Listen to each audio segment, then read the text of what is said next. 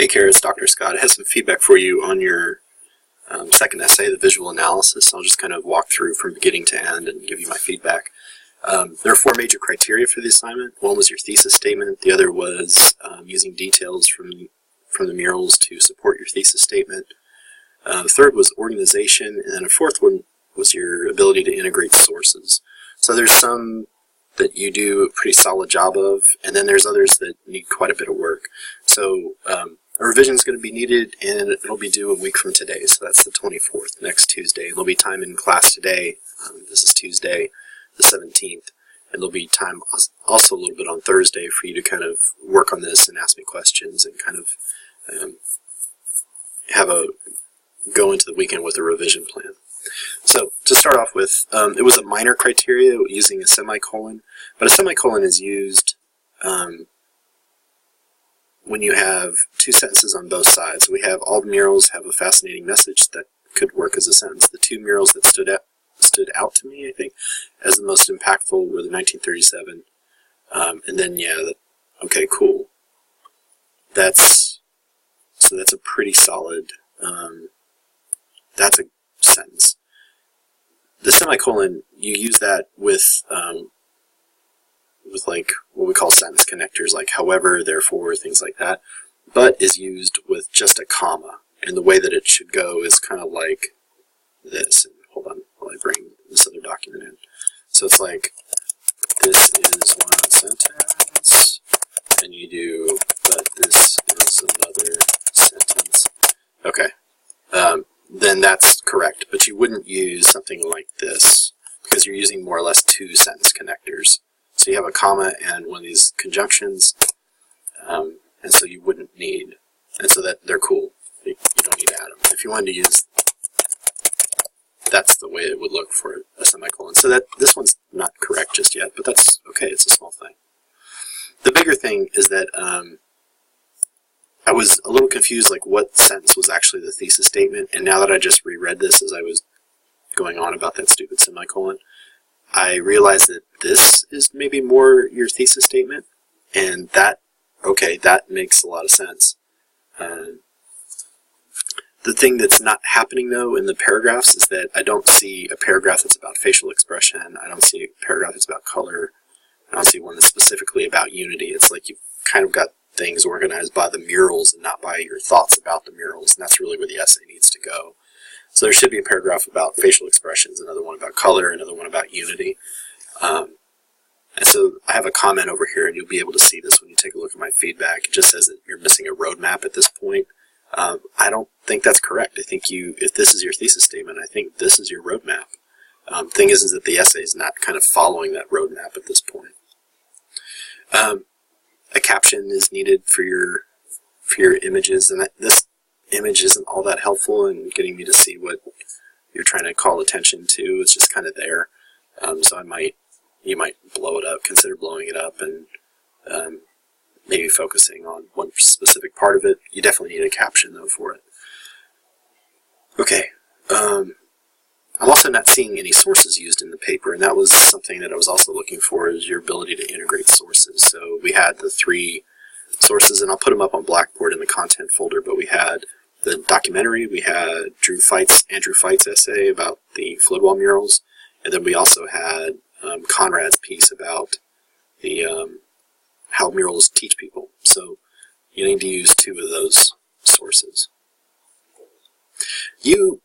What I love about this essay, and what makes me very confident about you going into the revision, is that you're able to write about details really effectively, and you're able to use details and able to interpret them in ways that aren't like it's like that's a stretch. It's like, no, that makes a lot of sense because you set it up really well with visual details that we can all kind of see.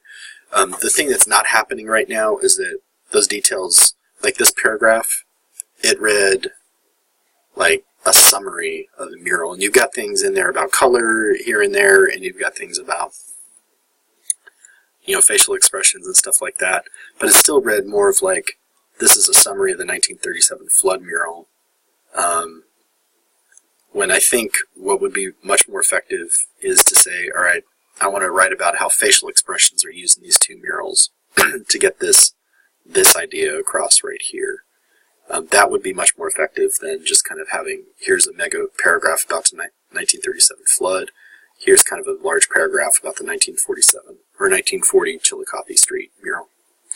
And I ask you a question over here about what does the contrast between good and bad times have to say about the town.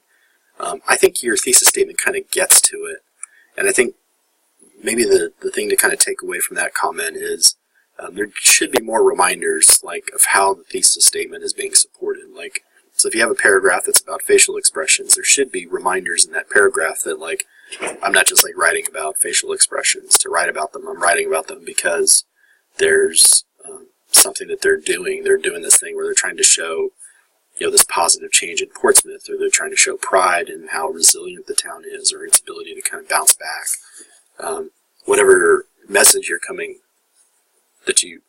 whatever your thesis statement, the message that you have in your thesis statement, that needs to be supported. We kind of need to be reminded that these paragraphs are kind of working to do that.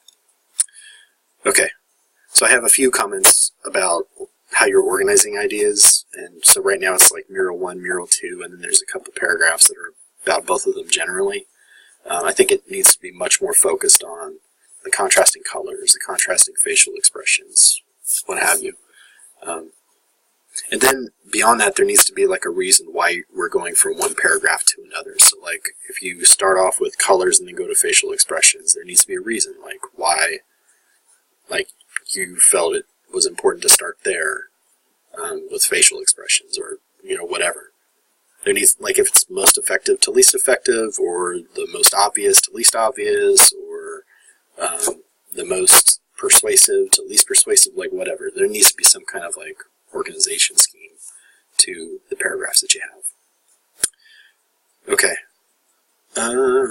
Yeah, I get a lot of feedback about how these are organized.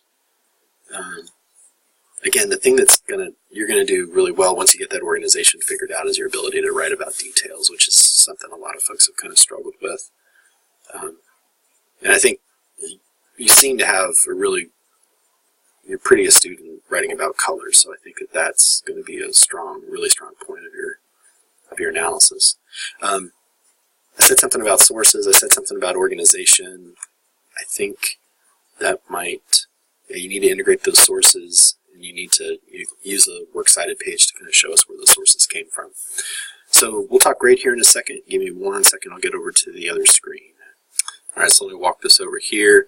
This is the rubric that I used for the second essay, and I'm noticing this thesis statement. I think you've got actually a pretty solid thesis statement. The thing is that the writing is kind of like, if you kind of force your reader to sit down and say, does all of this support the thesis statement? Like, there's places where I could say, yeah, but the organization really isn't helping you do that. So I put you down to close to satisfactory for supporting details, because there's stuff in there that read like, you don't need to see that. There's stuff in there that definitely does help support a thesis statement that's about like facial expressions or color or whatnot. But then there's also kind of like what read more like summary. And so I think once you kind of reorganize the ideas around, or reorganize your paragraphs around the ideas that you have, I think that this is going, like, the way that you're able to write about details is really going to shine through. Organization, not seeing it just yet. Source integration, there's no sources in there just yet. And then there's like little tiny things to fix. So I think once the organization kind of comes together, I think you're going to be in pretty good shape. Ask me questions today, ask me questions on Thursday, but the revision's due a week from today on the 24th. All right. That's it for now, Kara. I'll talk to you soon.